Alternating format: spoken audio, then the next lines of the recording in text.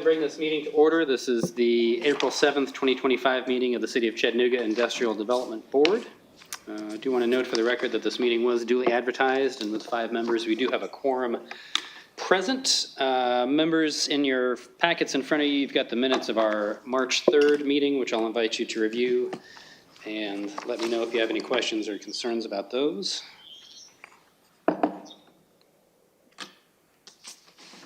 Second. We have a move to approve. Is there a second? Second. A second is, all in favor, say aye. Aye. Any opposed? Those meetings are adopted. Those minutes, are adopted.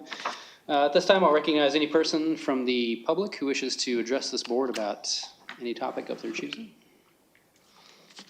Councilman Lidd, anything? No? Okay. Seeing none, we'll move to our first item, which is a finance report from Ms. Liu, a program summary and Volkswagen Grants financial progress report. Good morning, members of the board, Ms. Chair. I'm Eleanor Liu with City of Chattanooga Finance Department. The report we're going to present today, first of all, is the VW progress report. Back in October last year, the board approved the purchase of compressor, which cost about $239,000, and we allocated about $53,000 of that to the remaining dollar amount left from the first MOU. And the remaining $236,000, we allocate that to the second MOU. So I'm happy to say that our first MOU has completely finished. So 100% is spent. And the second MOU, we have a remaining balance of $215,000, $429. Hopefully, we can get that spent down and finish that part. And of course, the third MOU, we still have a $5 million of the local grant has not spent.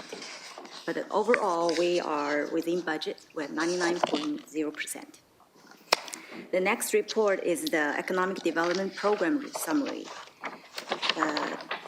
Of all the cash we have left, we have about $2.9 million.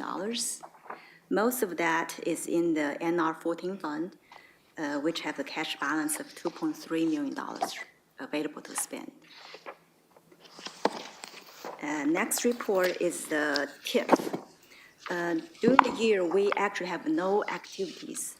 The only activity we have is about in April, when the county and the city turn over the tax payment, and I turn around, remit that to the developer. So far, I have not received any payments yet, but next time when I make a presentation in July, I will have something to present. And the last report is the E2I2. To date, we spent about $14 million, and we are spending rapidly. And at the date of this report, there were $8 million ready to issue, and now we have already issued that payment. So that's a quick presentation of my report. Do you have any questions I can answer?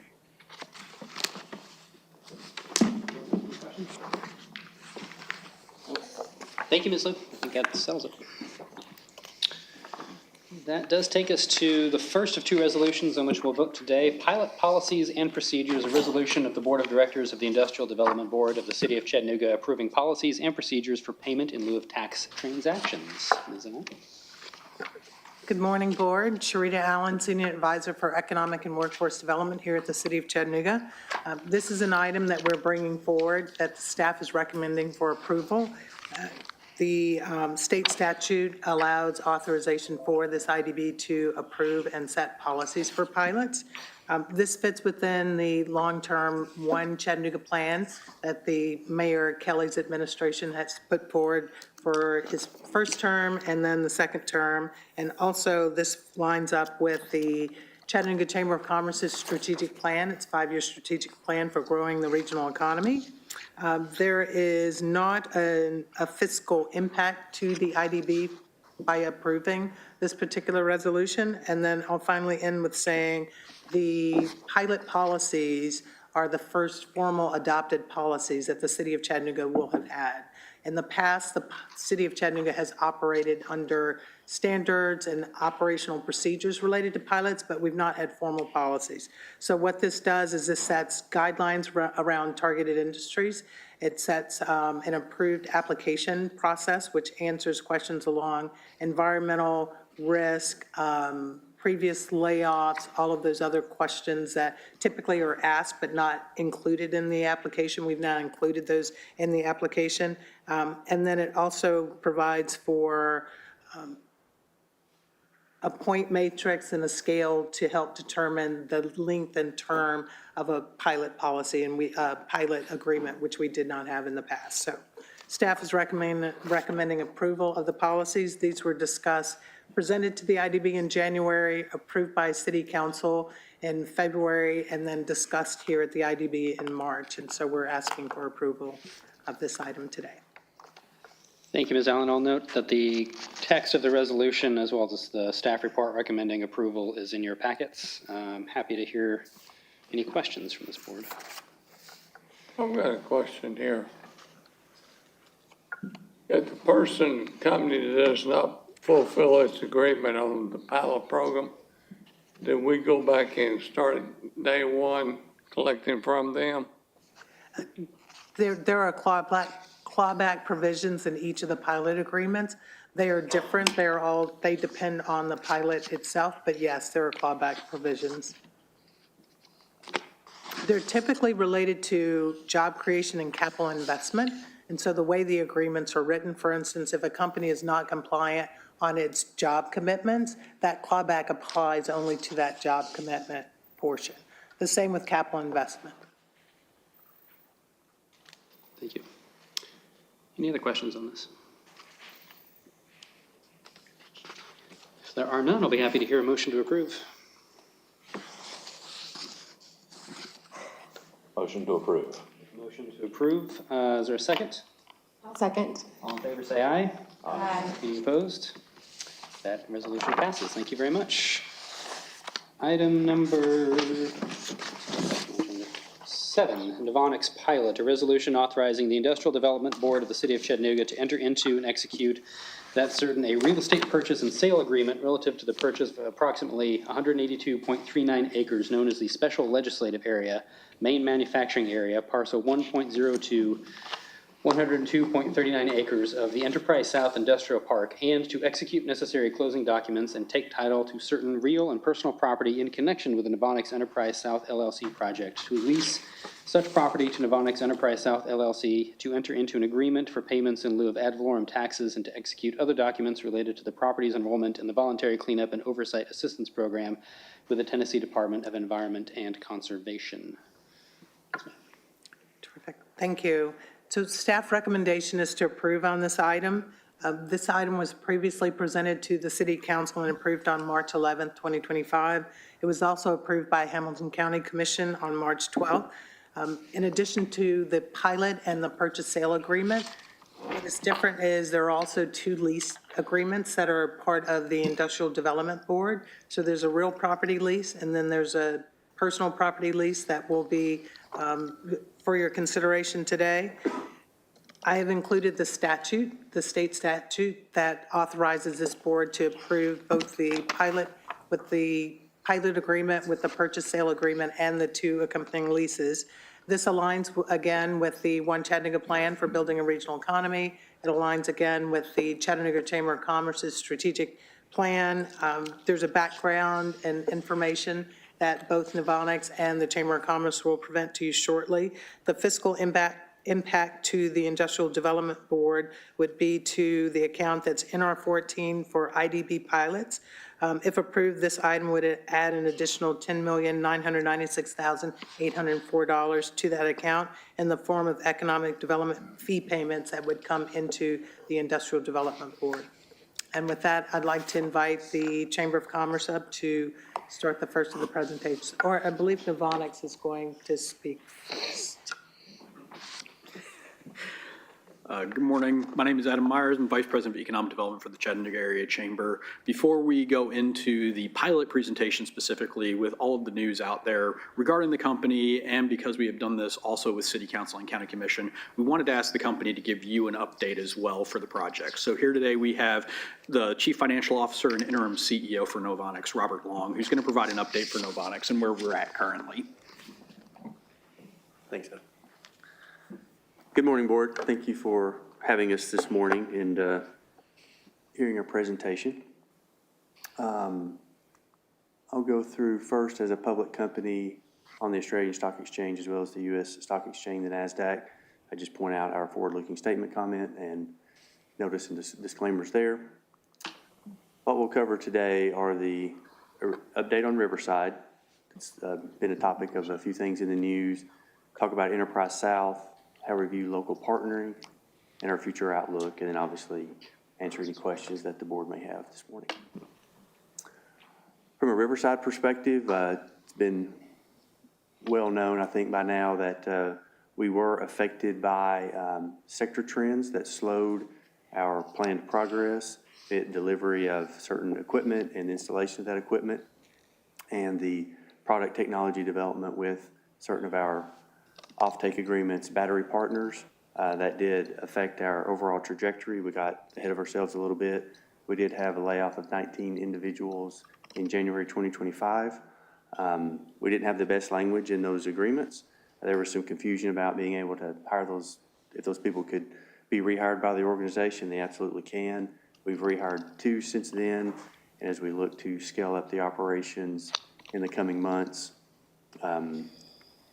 jobs are available. If they're still available and they apply, there'd be no reason not to hire any of those individuals back. So just that was, I think, well noted throughout various articles over the past couple months, but just for the board to hear that directly from me as well. From the incentive and grant status of Riverside, so we're currently paying 100% of the applicable taxes on the pilot related to the Riverside project. We have not affected that pilot just yet. Our Department of Energy, the MESC grant for $100 million that was awarded in November 2023, that's very active. We have ongoing dialogues generally weekly with the MESC office. It's an active reimbursement process. We submit invoices, reimbursement requests to the Department of Energy the last Friday of each month. They review, a little bit elongated review right now with the executive orders and the change of administration. They have been paying under the grant, and so that is operating as one would presume. Also, with the executive orders and the latest information, also with the other area of the Department of Energy I'll touch on in a second, very focused on critical minerals, national defense, and the onshoring of jobs into the U.S. are all very key aspects that the Department of Energy is focused on. We check all those boxes. They're very excited about our projects, and we continue to enjoy good interaction and good support from the Department of Energy.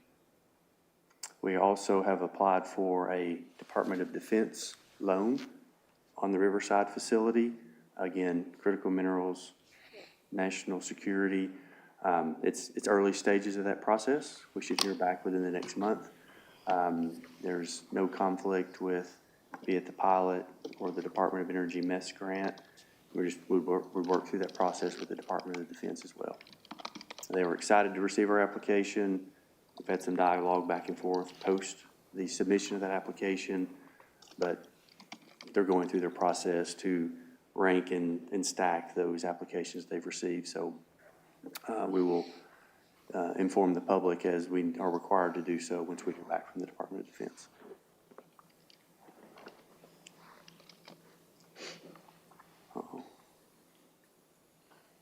Next page, please. Thank you. As was mentioned a second ago in the pre-read as well, the Enterprise South, it's 182 acres located in the Enterprise South Industrial Park. Our operating capacity will be 31,500 tons per annum. That will bring our total production, once both sites, Riverside as well as the Enterprise South site are up and running, to just over 50,000 tons per annum. This will help support the offtake agreements we've signed with Stellantis, PowerCo, and Panasonic. We continue to pursue offtake revenue contracts. Those are in various stages of completion. Some are significantly more advanced than others, but we continue to work to sell out the facility, and a couple more agreements that are in process would take all of our capacity, not only at Riverside, which is fully sold at this point, but also Enterprise South. As far as where we are, we've covered some of the base logistics.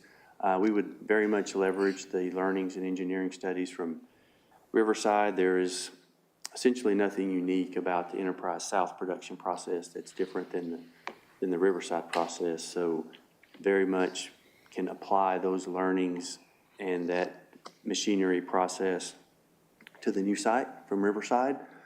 We were offered conditional commitment from the Department of Energy Loan Program Office for $754 million, which is obviously a significant piece of the total $1 billion overall project cost. And we expect to employ just over 500 jobs in phase one.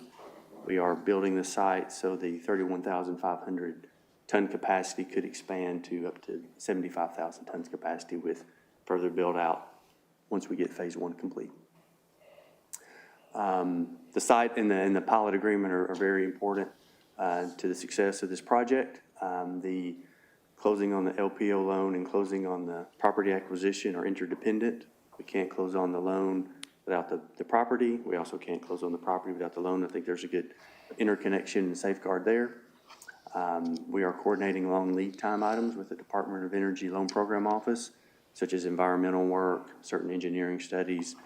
We have calls this week actually on both of those. So again, very good dialogue, ongoing conversations with the Loan Program Office.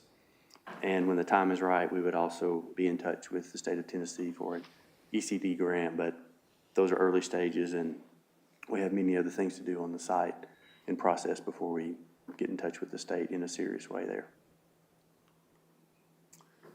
And overall, even last week at our board meeting, the commitment to Chattanooga was absolutely even more firm to have officially Chattanooga be our principal place of business, therefore our headquarters for the organization. We've established the Novonix Institute of Advanced Battery Technology with Lookout Valley Middle High School. We've continued to invest and re-upped our commitment there locally, investing in state-of-the-art STEM learning processes, be it with Chattanooga State, working with UTC curriculum. Last week, 2 weeks ago, we had the certain students from the Lookout Valley Middle High School for a tour and a day of shadowing and to work through just things there at the site. It's good to see that engagement, helping with things like interview skills and just overall life skills as they look to graduate and enter the workforce or enter secondary education. Done various other things to help our employees, be it tuition reimbursement, project return, we're tied in there. We engaged with that organization, met with them in October, and continue to utilize them as a source of future employees. In the future outlook, like I mentioned, we've signed offtake agreements, customer agreements with Stellantis, PowerCo, Panasonic. We have a joint development agreement with LG Energy Solutions that could evolve into an offtake agreement. We're currently, as the blue line would show, just call it 30, 40,000 tons capacity sold or under contract. And we have discussions with many more customers to fully build out the facility and then some. So very active in the space to continue to build out the facility, secure revenue, subject to meeting their qualification specifications. The products are unique to each customer, which is good for them and good for us. With our flexibility of our process, allows us to meet other customers' demands and not just have a commodity product.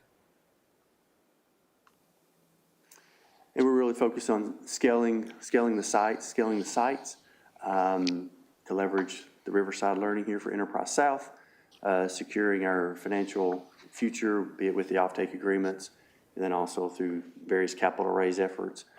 For instance, the $754 million conditional loan commitment, from the Department of Energy the delta of that to the $1 billion is an equity and a capital raise that we're working on with our investment banks, and just continuing to secure tier one customers to continue to push our future and have it be bright as we build out the facilities, generate revenue from those facilities, and hire the people and do what we need to do for Chattanooga and Hamilton County. So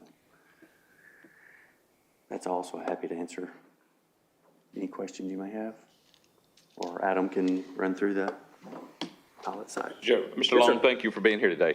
And just a question, are your products primarily consumed here, or you're selling to a domestic market or to the international market?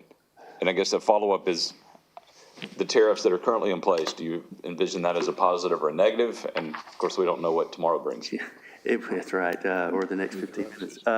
It will largely be domestic. So those offtake agreements want to have U.S. produced graphite. Graphite makes up the 40% of the materials in a lithium-ion battery. So by volume, it's the most significant. They're very keen on having production here in the U.S.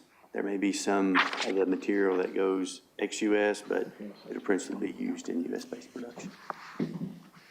And you see the tariffs as a positive or a negative? Actually a positive, because, and there is a trade case before the ITC where particularly graphite is the subject, and please don't ask me all the calculus, but there's a range of 850% to 920% tariff that should be on inbound graphite. 95% of the world's synthetic graphite is produced in China. And so where that lands, the next readout from that group is in mid to late May. But that would, excuse me, significantly aid, even if it's not at that very high level, the demand for our product, and as well as help us, maybe obviously from a pricing perspective. Thank you. I got a question. Yes, sir. You may not be the right person to ask the question. I think I read where you going to have approximately 300 employees. At the Riverside site, yes, sir. Are you going to give any of them veterans preference? We will access, we do have veterans on site now, and so to the extent we can also access the veterans organizations, very much want to do that. The chairman of our board is a retired 4-star admiral, and that's obviously very near and dear to his heart. Thank you for working with Lookout Valley, because the school is about half a block from my house. My father-in-law used to be the principal there, so. I just had a quick, well, first, thank you for mentioning Project Return and having opportunities for folks that may have a criminal history but have worked really hard to get Yep. to the next phase of life. I did see this article in the paper this week about some significant challenges, and so the only question I had was, does that change your application at all, or is that just something that, just a disclosure that you want, all the targets are still the same, All the okay. targets are the same. That information, those risk factors, we filed with our Form 20F, February 28. Those are required disclosures, and they've been in the documents for years. And so, no, is the short answer. It does not change our application. All right, thank you very much. Hi there. Thank you for your presentation also. Green construction, is that something that you're going to be utilizing, some environmentally friendly processes into that part of things? Darcy, our Chief Operating Officer, is here, but, and can answer more, but yes, we will. We're being very mindful of runoff and processes that, to make sure the environmental impact is very low. Also, our manufacturing process itself is very green. We have very low, if any, waste, definitely compared to the current process for making synthetic graphite in China. So we're very aware of our environmental footprint and want to make sure we minimize that, be it on the construction side and definitely the manufacturing production side. Gotcha. I had one more question. Sure. The community engagement and really reaching out and incorporating the local schools and all the initiatives that you mentioned, is that going to be part of your annual reporting process, that you'll be able to kind of give us a update on those initiatives as well as the other factors? Yeah. Awesome. Can you speak a little bit about your, like your small business partnership programs and things you intend to include local businesses in your process? Sure, as we, particularly with the build-out close to our Riverside facility, we, in certain of our offtake agreements, there is a community impact metric. And so working through, as we ramp up the facility, also working through our community impact to have a positive ripple effect in the community to, if we, for instance, have a local rebar supplier for Enterprise South, can we direct our contractors to use someone more local than some large organization that may not benefit that ripple effect or that collateral benefit within the larger community? So that's one, for instance, that's come to mind that I actually talked about last week. And is that something y'all be tracking and able to report on and things like that? We can, it's just, we would just need to track it by vendor and understand the spend by vendor. So if that's necessary, it's definitely able to be done through our system and processes. Okay. Any other questions from this board on this item? Just one curious question on here.